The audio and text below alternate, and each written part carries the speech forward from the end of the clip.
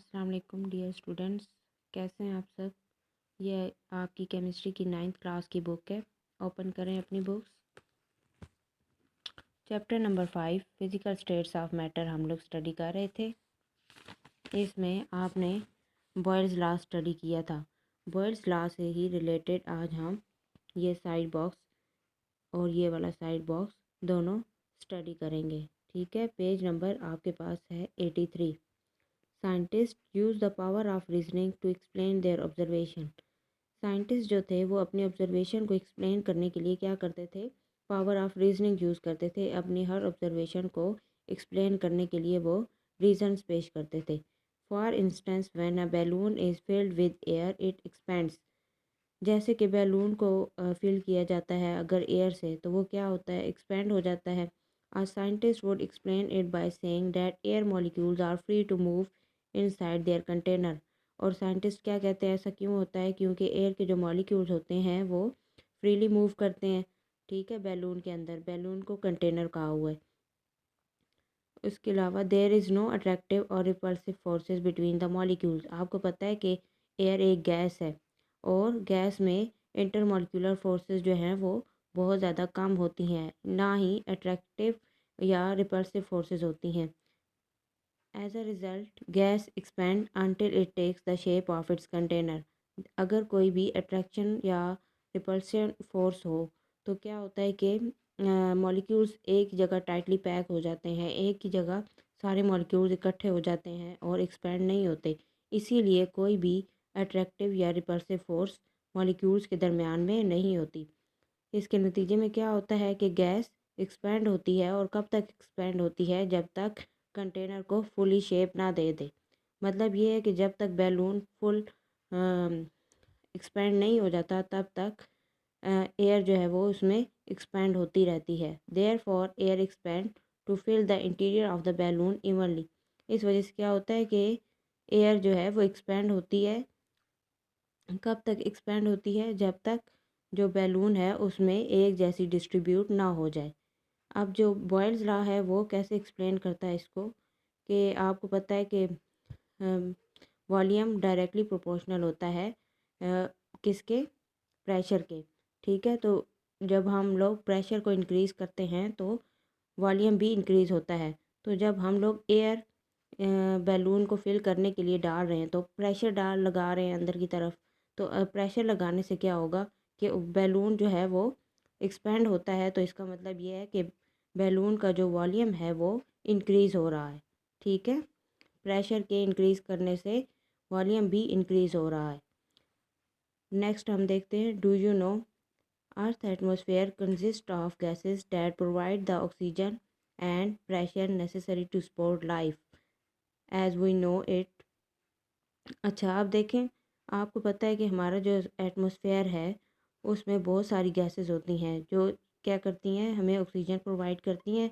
इसके अलावा atmospheric pressure देती हैं जो कि लाइफ को सपोर्ट करने के लिए ज़रूरी है।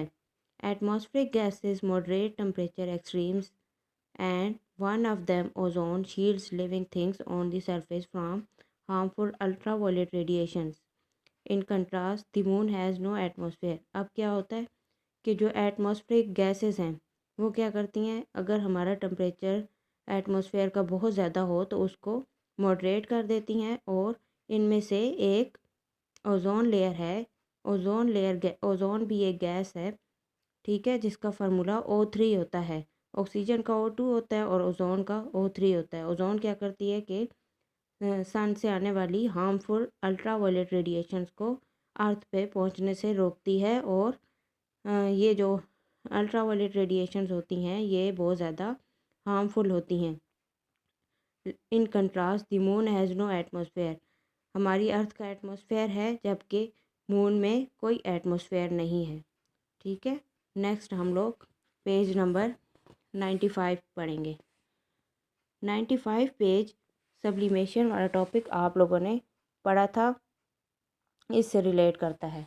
ठीक है, freeze dried foods are light weight and conveniently reconstituted by adding water. आपको पता है कि जो ड्राई हम लोग फूड ड्राई करके रखते हैं उस वो क्या होती है, लाइट वेट होती है और क्यों लाइट वेट होती है? क्योंकि उसमें से हम लोग एक्स्ट्रा ज़्यादातर अमाउंट ऑफ वाटर जो है वो निकाल लेते हैं, और अगर दोबारा उसमें वाटर ऐड करते हैं तो वो हमें उसी तरह फूड मिल जाती है जिस तरह से हम लोगों ने ड्राई होने से पहले थी।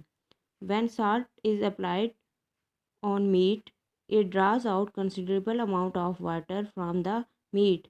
जब हम लोग साल्ट को अप्लाई करते हैं मीट के ऊपर तो वो क्या करता है कि ज़्यादा अमाउंट में वाटर को मीट से निकाल देता है। After this meat is frozen and placed in a chamber attach to a vacuum pump.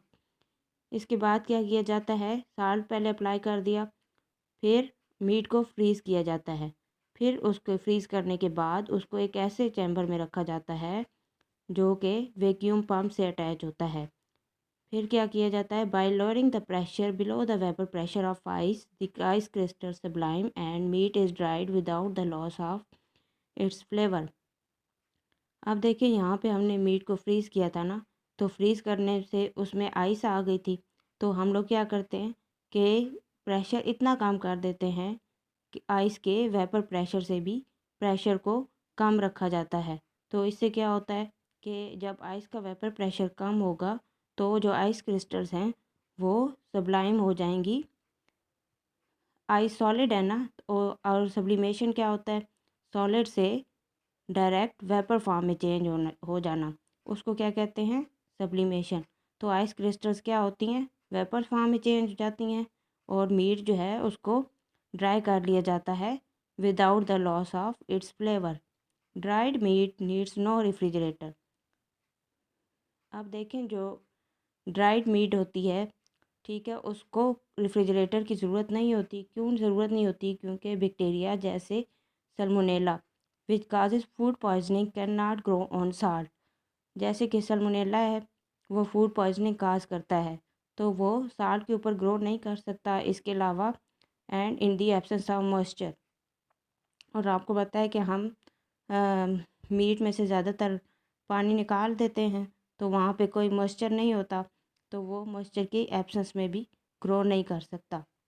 दस curing with the salt helps preserve meat. इस वजह से क्या होता है कि हम लोग साल्ट को मीट पे अप्लाई करके मीट को ज़्यादा लंबे अरसे तक महफूज कर सकते हैं। ठीक है, थैंक यू, अल्लाह हाफिज़।